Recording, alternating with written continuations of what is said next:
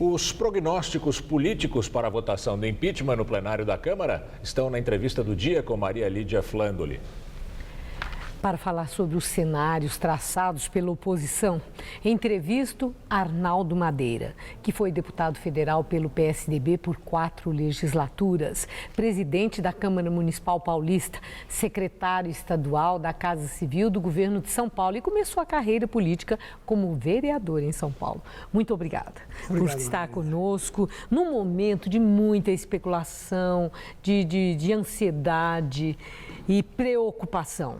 Qual o peso, Arnaldo Madeira, da vitória a favor do impeachment de Dilma na comissão, naquela votação de ontem, sobre a votação no plenário que deve acontecer no próximo domingo? Bom, é evidente que a votação na comissão, ela ficou de certa forma acima das expectativas pelo resultado de 38 a 27. Agora, o plenário é outra coisa. Quer dizer, no plenário os partidos estão se articulando, estão conversando. Na verdade, é conversa deputado a deputado.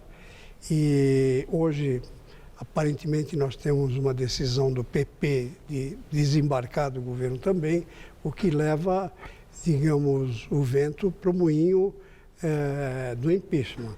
Eu acho que o clima hoje nacional é um clima tão forte a favor do impeachment que é muito difícil um deputado se ausentar, que é o que eles estão tentando fazer, ou principalmente ir lá e votar não ao impeachment. Então eu acho que a situação hoje é uma situação muito favorável ao impeachment. Agora, a Câmara, você tem que ir até o final, ali apostando voto a voto, trabalhando, porque... Mas está tendo um jogo político, Arnaldo Madeira, que é o seguinte, tanto do lado de quem é contra o impeachment, como do lado de quem é a favor do impeachment, traçam cenários assim, muito otimistas, cada um para o seu lado. Né? O que sugere que está tendo muita mentirada aí. Que jogo político, você que é tão experiente, deputado federal por 4 legislaturas, foi líder de governo, lidou com tudo isso.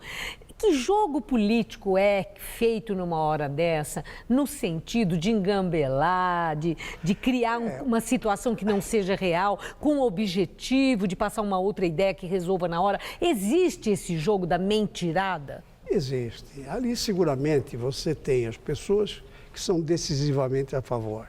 Você tem os deputados que são decisivamente contra. E depois você tem aqueles que dizem que estão na dúvida. Precisa ouvir A ou precisa ouvir B. Isso é uma senha de que disposto a negociar? É que está conversando para ver o que eu levo nisso. O que leva. Eu participei de votações em que, no último momento, a gente não sabia direito o que ia acontecer. Eu dou o exemplo da votação da célebre idade mínima da Previdência. Nós perdemos por um voto. Precisava 308, teve 307. Mas vocês contavam que iam vencer? Nós sabíamos que ia ser difícil. Eu lembro que, na ocasião, eu falei com o presidente Fernando Henrique, olha, a votação está muito difícil, nós estamos correndo risco. Ele falou, não, vamos correr porque isso é muito importante, nós precisamos votar. E votamos sabendo que estava correndo um risco. Agora, aqui, os deputados, tem deputado que fica até a última hora, não se define. Às vezes tem deputado que vai lá, vota, depois volta, muda o voto, entendeu? Então é um jogo muito difícil. Agora, com a particularidade que eu não lembro de uma pressão nacional, de uma participação nacional da população tão grande como nessa circunstância. Da população, as manifestações? Dos dois lados, Não né? só as manifestações. Olha, eu não sou mais deputado, mas eu vou no café, no mercado, etc. As pessoas vêm procurar só sobre isso. Todo mundo quer saber o que vai acontecer. Toda rodinha, a conversa é essa. A conversa é, o Brasil está inteiramente paralisado, não apenas pelo desemprego, pelas dificuldades da economia, mas hoje porque todo mundo quer saber o que vai acontecer. Falando em saber o que vai acontecer, o governo já sinalizou que pode recorrer ao Supremo Tribunal Federal para impugnar todo esse processo do impeachment que está correndo lá na Câmara Federal e que vai para o Senado, se for aprovado, claro, alegando motivos, né, que são relevantes por terem ultrapassado os limites da lei.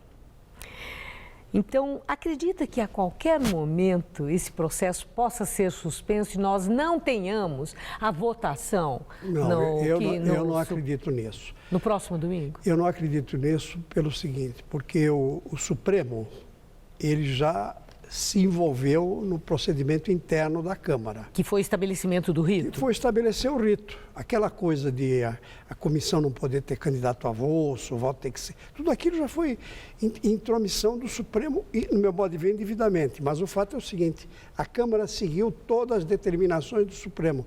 Como é que agora, num processo de votação, o Supremo vai intervir de novo? Eu realmente não acredito. Ficarei muito surpreso e preocupado se isso acontecer. Na sua experiência política, como é que entendeu o vazamento daquele áudio de Michel Temer exatamente ontem? Um dia depois daquela pesquisa Datafolha que mostrou que ele tinha 58% de brasileiros que queriam impeachment de Temer. Exatamente de tarde, na hora que os líderes estavam proferindo as suas falas, seus discursos, justificando seus votos dos partidos, etc.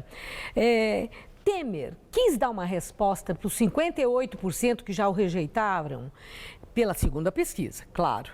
E dar um recado também para os parlamentares, esses que ficam indecisos, vou, não vou, faço, não sei como agir, como se ele estivesse dizendo, eu estou pronto, confie em mim. Foi isso que ele quis? Ou vazou mesmo, foi um erro? Essa é uma questão que vão passar muitos anos e vai estar se discutindo se o vazamento foi... Se vazou? Se vazou ou se foi de propósito. Porque esse é desses temas da história que dificilmente você terá uma definição.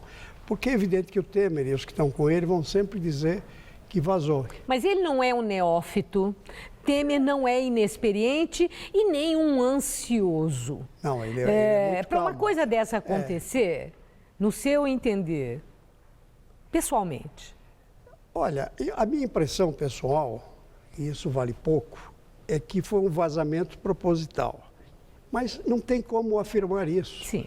O fato é o impressão. seguinte, impressão. O fato é o seguinte, o Temer tem do lado dele duas pessoas que são dos melhores articuladores que nós temos para essa coisa de votação, do que precisa fazer no dia a dia e tal, que é o ex-ministro Padilha e o Moreira Franco. Moreira Franco.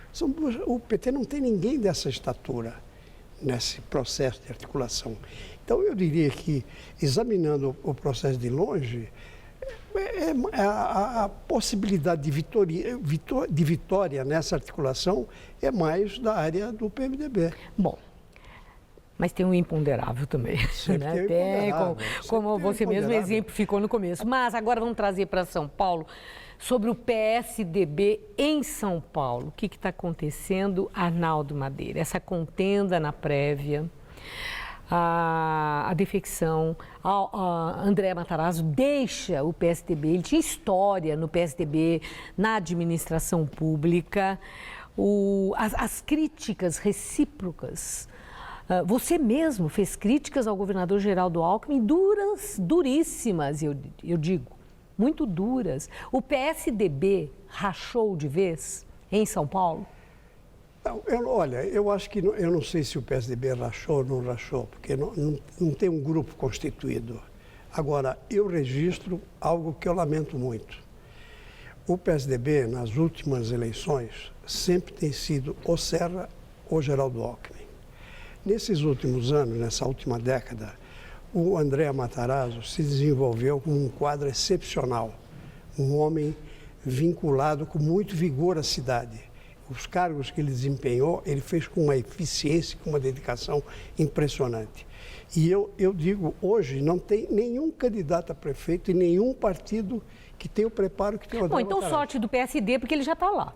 Não, veja, PSDB, nesse meio tempo, nós estávamos falando de PSDB. Ele já era. Nós estamos falando de PSDB. Então, o que eu digo? Eu lamento muito que tenha chegado a uma situação em que ele, em vez de ser o candidato natural do partido, ele tenha sido excluído por uma prévia, ganha por uma pessoa que ninguém conhece, ninguém sabe quem é. Sim, mas foi decisão no partido, na prévia do partido, legal e legítima. Só que, vou te dizer, o partido está no governo há mais de 20 anos, tem cerca de 27 mil filiados, participo da prévia em torno de 3.300 pessoas. Então isso é muito ruim. É muito ruim, quer dizer, essas coisas no PSDB são muito ruins, depõem contra o próprio partido. Eu não quero aqui ver repetido o episódio de Curitiba. Mas e na hora da votação, esse grupo que pensa tudo o que você pensa, Fernando Henrique, Aloysio Nunes, Goldman, vocês que apoiaram André Matarazzo por essa confiança que foi expressa aqui agora, na hora da votação, vocês vão ser leais ao PSDB e votar no João Dória ou votarão no André Matarazzo se ele for candidato do PSD? O quadro hoje não está definido. Há, inclusive, uma representação na Promotoria Pública Eleitoral Federal sobre essa questão da prévia. Mas se for definido, continuar João Dória o candidato? A minha pergunta. Eu só posso dizer que não votarei nele. Agora, o resto, vamos ver como é que as coisas vão se colocar. Ok. Muito obrigada, Arnaldo Madeira. Uma boa noite. Obrigado. Gamberini.